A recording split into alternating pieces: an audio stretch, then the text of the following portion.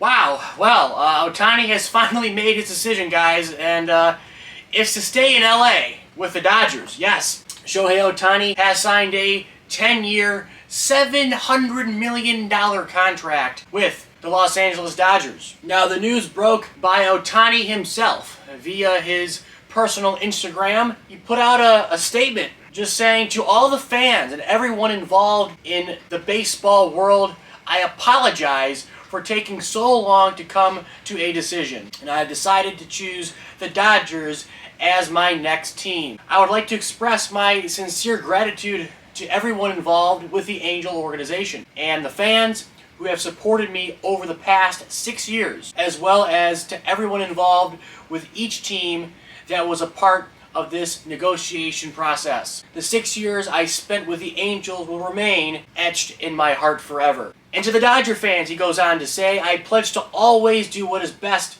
for the team and always continue to give it my all to be the best version of myself. Until the last day of my playing career, I want to continue to strive forward not only for the Dodger, but for the baseball world. And here's a statement from his agent. He says, this is a unique, historic contract for a unique and historic player. This Shohei is thrilled to be a part of the Dodger organization. He's excited to begin this partnership, and he structured his contract to reflect a true commitment from both sides to long-term success. Here is some additional information that was tweeted out by Jeff Passan, the only reliable source out there now, it seems, because everybody else basically swung and missed. I mean, John Palmarosi became a John Heyman. Jeff Passan, reliable source. And he says Ohtani's contract has significant deferrals that include most of his salary. An idea that was Ohtani's himself. In deferring the money, it reduces the cost of the competitive balance tax that would hit the Dodgers, and it will allow the organization to build a better team around him. So Ohtani is looking out not only for himself financially, but for the organization financially, and for the future success of the Dodger organization. Because guess what? If he puts the Dodgers in a bad position financially over the next decade plus, then guess what? It reduces the chances of him winning a championship in the Dodgers year in and year out, and he wants to win. That is his main goal. Passan reiterates the fact that this $700 million contract from the Dodgers is the largest guaranteed contract in sports history. You can see here that once this list is updated, Shohei Ohtani's name will be above Lionel Messi. If you look at this list here, I mean, the first couple guys here, soccer player, you got Patrick Mahomes, Lindor, Machado, Judge, Betts, Trout, and then you'll have Ohtani. Frankly, ESPN should be covering this story for the next 4 days. And everybody should be. Every sports outlet should be covering this signing for the next 4 days. And again, baseball kind of shot itself in the foot with this one in regards to how they handled the entire thing. I know that was Ohtani's wishes to keep it confidential, but still, if he wants to better the game of baseball, this is part of it.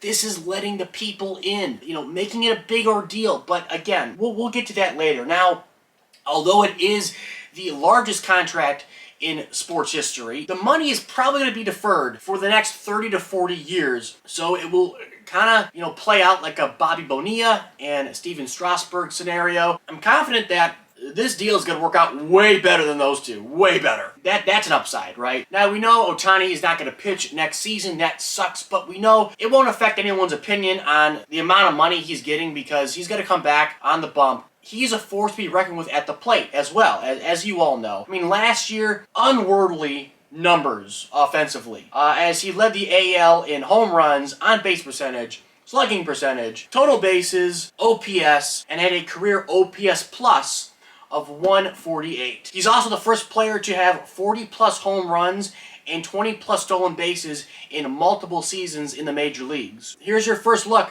of Shohei Ohtani in the middle of that Dodger lineup. Fangraphs has him batting second behind Mookie Betts and ahead of Freddie Freeman, so it'll be Betts, Ohtani, Freeman, Smith, the catcher, Muncy, Outman, the center fielder, Taylor, Hayward, and Gavin Lux. The first three are MVPs. I mean, that's just insane. I look at this and I'm like, oh my god, this is an insane lineup, 1, 2, and 3. But then once you get to 4, 5, and 6, I'm like, this is kind of average to mediocre lineup. Is that just me? It's top heavy. It is top heavy for sure. Now, you might be thinking to yourself, well, if Ohtani, wanted the highest guaranteed contract in sports history and ultimately got that, then why didn't the richest owner in baseball give him that? Why didn't Steve Cohen dish out the dough? Isn't he the billionaire? Isn't he the hedge fund guy? Isn't he the guy who knows how to manage money? If I'm a Mets fan, I'm pissed. I mean, he stayed in LA, but it wasn't like he stayed in LA and he got less money than what we all thought. He actually probably got more than what we all thought. And he's going to probably, net worth is going to be over $1 billion at some point once you factor in the guaranteed money and all the, brand deals and sponsorships he will be receiving from America and Japan. I mean, he's a multi-sport athlete, but also a multinational superstar. And the fact that the Mets, who play in New York, the melting pot city of the world, basically, and that the richest owner in the history of baseball can't afford $700 million is kind of a letdown. Not gonna lie. There's an answer to this, and this is from Will Salmon of The Athletic, who covers the New York Mets. He says, as they often are, things are more nuanced than, quote, the richest owner should always end up with the sport's best player. The agent never reached out to me personally. This is from Steve Cohen. He said that, and I think that's pretty telling. So Steve Cohen told The Athletic that Shohei Ohtani's party did not reach out to him personally. That's a little petty from Steve Cohen, I gotta say. Well, I didn't meet with me personally, so I'm not going to give him the extra, whatever, $200, $300 million. Whatever, let's say after him $500 million, he wanted $700. Nah, you know what, you didn't see me in person.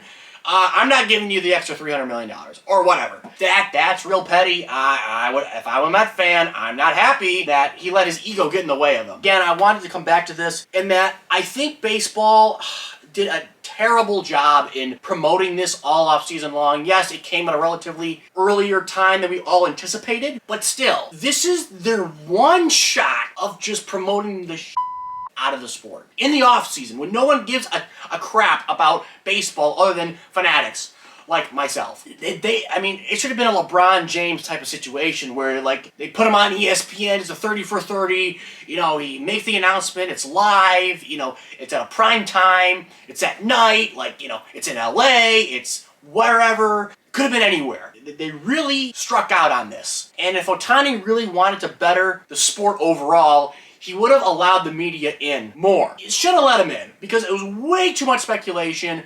I mean, the speculation was right. They weren't like, he's going to the Tigers. Oh, yeah, he's meeting with the Tigers right now. Oh, no, he never even talked to the Tigers.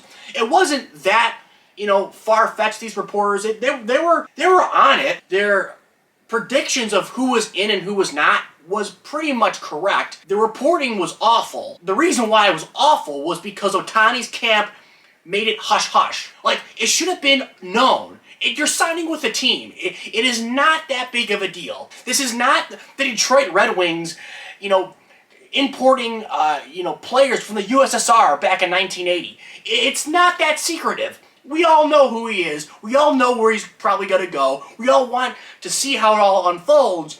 And baseball really dropped the ball on this. Regardless, happy for baseball, happy for Ohtani. I'll be getting an Ohtani jersey along with the Trevor Bauer jersey wherever he signs. So please like, please comment, and subscribe. I appreciate it. And as always, I'll catch you later.